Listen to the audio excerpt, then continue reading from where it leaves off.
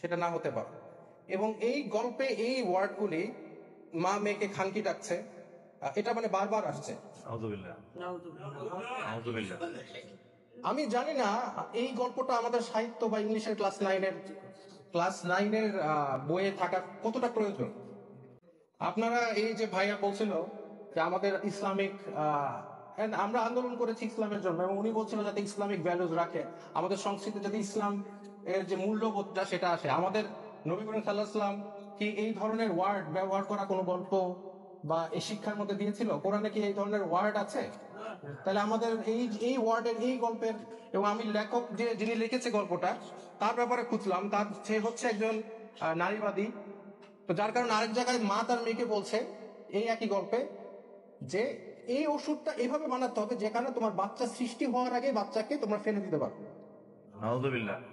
এই গল্প তারা হচ্ছে 2025-এ এসেছে। এই জন্য আবু সাইদ শহীদ হয়েছিল নাকি? এই জন্য তাহলে ইন দ্যাট কেস আমাদের তো আমরা কি চেষ্টা করেছি প্রত্যেকটা কমিটির মধ্যে একজন আলেম রাখার জন্য? না, দাবি তুললে তো হবে না, আন্দোলন তো আমরাও করেছি, আমাদের এখানে স্টেক আছে না, শুধু দাবি তুললে হবে? তো যার কারণে এটা তো আপনারা দেখবেনই।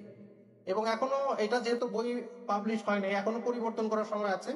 আমি চাই যে আপনারা একটু চিন্তা করেন যে আমাদের সংস্কৃতির সাথে এই ধরনের গল্প যায় কিনা।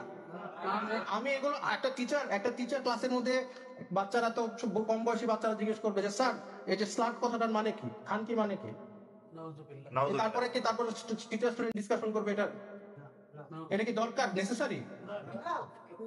তাহলে কেন এটাকে ইনক্লুড করা হলো, কে করলো? তো যার কারণে কালচার, আসলে আমাদের কালচারটা কি, আমাদের যে এই আন্দোলনে সব মতদর্শের মানুষ আন্দোলন করেছে, কিন্তু মেজরিটি মারা গিয়েছে, শহীদ হয়েছে।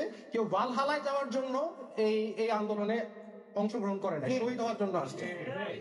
আর তাদের চিন্তাধারা ছিল ইসলামিক, কিন্তু এই ইসলাম কথাটা যে আন্দোলনের সাথে জড়িত সেটা মানুষ আস্তে আস্তে, কিছু মানুষ চাচ্ছে যে এটা চলে যায়। আমি আন্দোলনে ছিলাম, নেতৃত্ব দিয়েছি, আমি ইসলামের জন্য করেছি, আমি ভালহালায় যাওয়ার জন্য করি নাই। তো যার কারণে আমি বলতে চাই যে আমাদের এই যে ইসলামিক মূল্যবোধ আছে, যে এখন বলছে স্পিরিট অফ অগস্ট মুভমেন্ট, এটা হচ্ছে মুক্তিযোদ্ধা চেতনা টাইপের। এই স্পিরিট অফ অগস্ট মুভমেন্টটা কি আসলে? আমার জন্য তো স্পিরিট একটাই, সেটা হচ্ছে ইসলাম।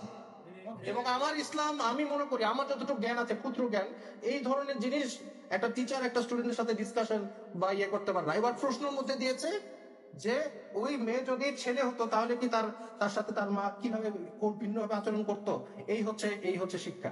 তাহলে আন্দোলন করে আমরা দেশ স্বাধীন করলাম কিসের জন্য? ওয়াই?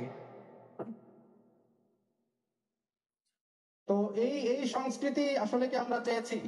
এটা আপনারা একটু চিন্তা করেন, ভাবেন, আর একটু এই জিনিসটা নিয়ে আপনারা একটু দেখেন যে আমরা আসলে এই ধরনের, এখনো তো সময় আছে, ছাপানো হয় নাই, যাতে আমরা আশা করি এই গল্পটা যাতে বইয়ের না থাকে।